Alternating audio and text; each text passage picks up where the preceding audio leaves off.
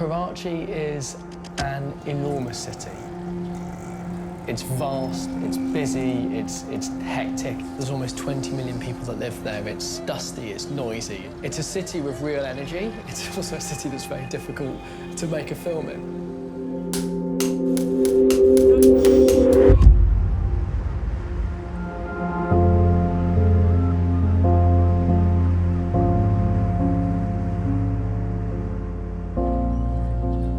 Into Dust is a film about the water crisis in Karachi, Pakistan.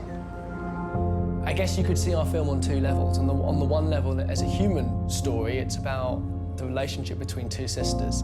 On the other hand, fundamentally, this is a story about water, the scarcity of water in Pakistan, but that's a sort of a lens to look at the scarcity of water around the globe, and the kind of things happening in Karachi today are the kind of things that lots of other cities could be facing in the next 10, 20, 30 years.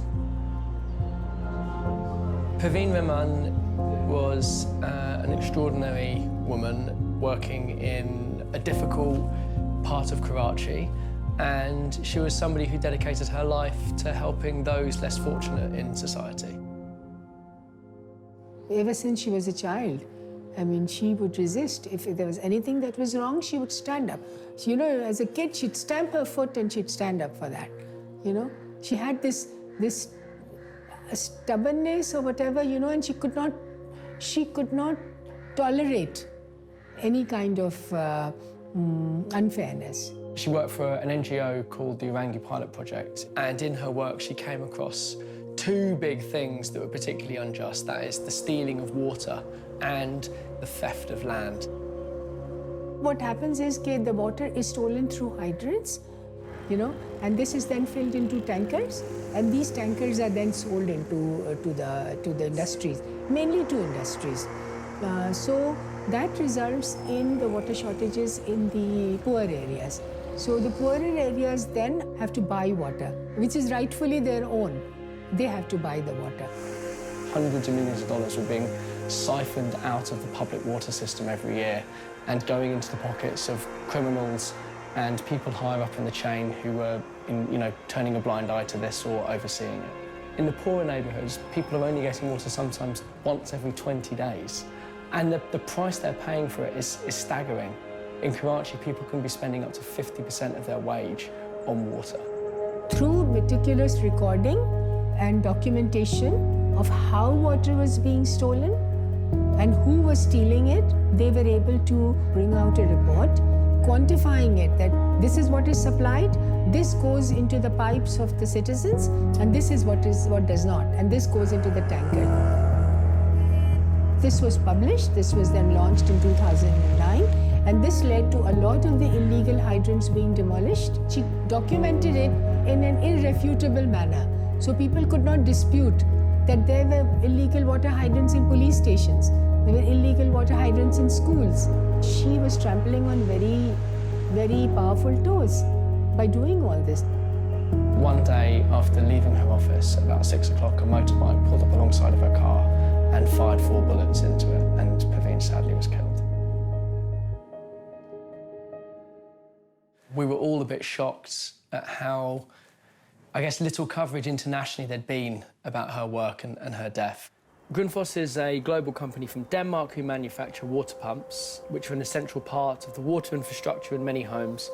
Grundfos is owned by a philanthropic foundation, the Grundfos Foundation, and we partnered with them for this film.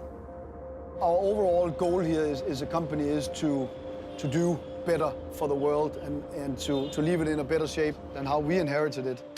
This will be exciting.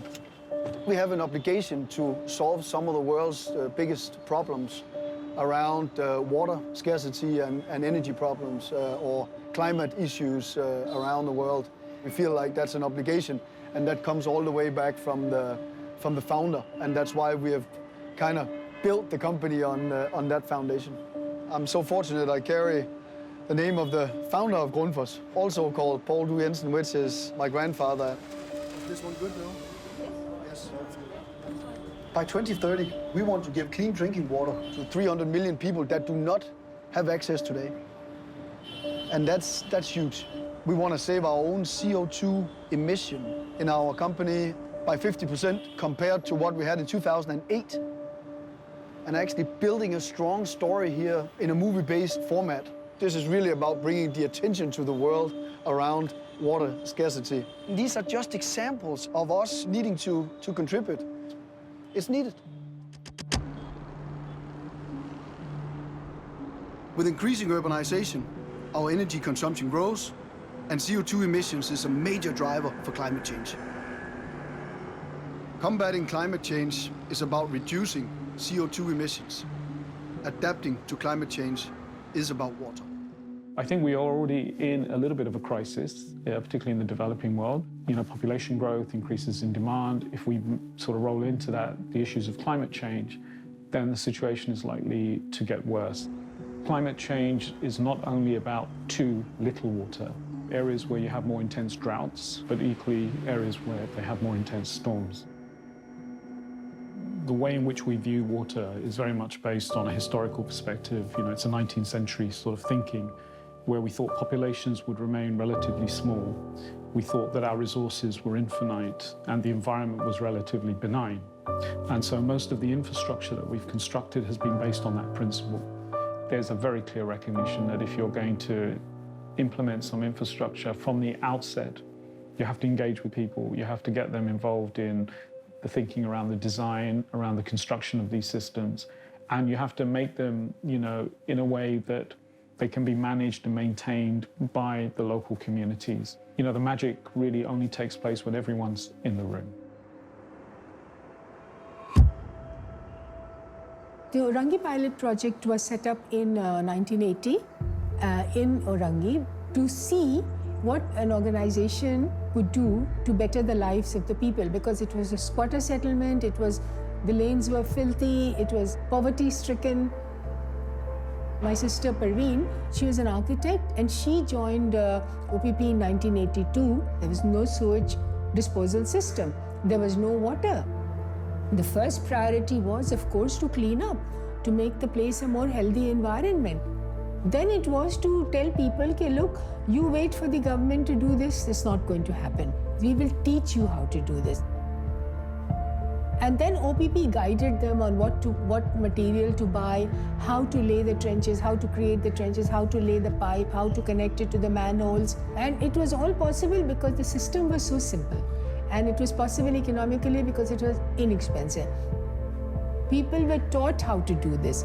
If someone had come and done it for them, they could not have achieved. It would not be sustainable. Because, you know, the lines that were laid in 1982 still function. You know, people maintain it because they've invested in it themselves. Now, what began with one lane in 1982, now there are 7,000 lanes. And that is how Orangi, from a squatter settlement of 800,000 people, is now a thriving township of 2.3 million people.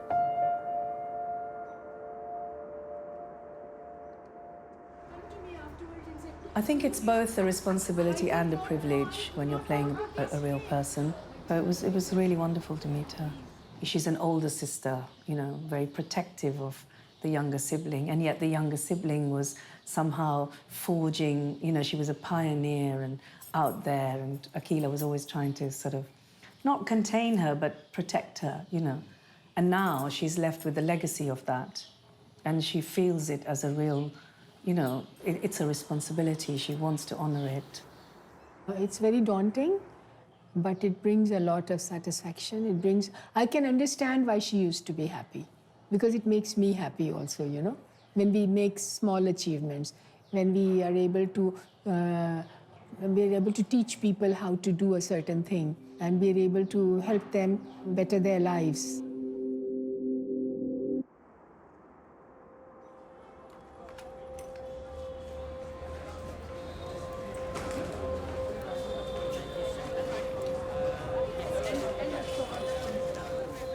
The UN has clearly stated that it's a human right to have access to not only water, but to drinking water, to clean drinking water. But honestly, in the world, that's not a fact. There's so many places where we do not have that.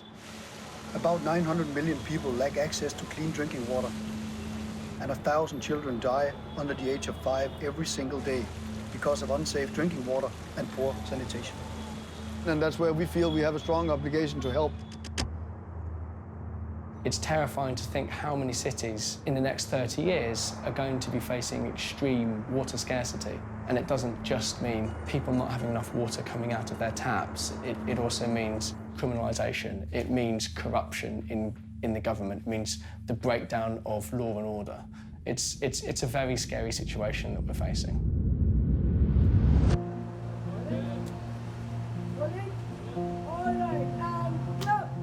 Okay, now they're going to carry the coffin through the streets, so we're going to follow that. Seeing all of the actors and the assistants and all this that are on the set, and it's done in such a natural way that I can simply not even tell the difference of who's actually real, you know, and who's in the film itself. It's so authentic. It's pretty wild. I'm actually really touched about it.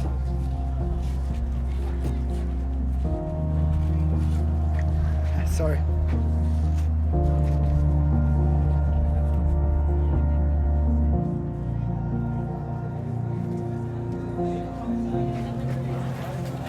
Okay, and cut! Cut!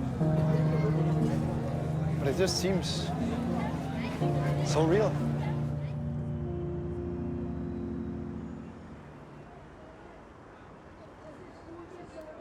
I think the moments in the filming where actually I felt emotional were the moments where we were recreating what it's like to not have water in Karachi, in real life. And there was a scene we filmed where water comes to a neighbourhood for the first time in 20 days. Just seeing that play out, it's really, really shocking. And that's what hundreds of thousands of people are going through every day.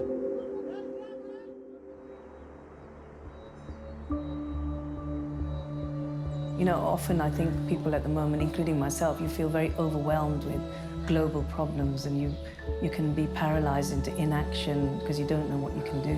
I want people to think about their own water consumption habits. We've heard about our carbon footprint, but very few people know about your water footprints. Some of the innovations that are taking place, you see disruption on the horizon, but we can't, you know, keep our eye off the ball. I mean, it really does require concentrated effort. I think it's a very urgent story, you know, that needs an audience on many levels. I mean, I think they will see a deeply personal story of a woman who's had so much empathy and compassion and was a pioneer and a leader and was murdered in such terrible circumstances, but who has left this enormous legacy. It's a fantastic story about, I would say, a freedom fighter for water. I think it's a story that needs to be told because it brings out huge awareness around some of the problems that the world is facing right now. You know, I wanted to be a film about hope for the city, hope for the world, hope for women and for nature, for the environment. There are things that you can do in your own life to make it better. There is cause for concern, but there is no cause to be despondent. There is a lot of hope.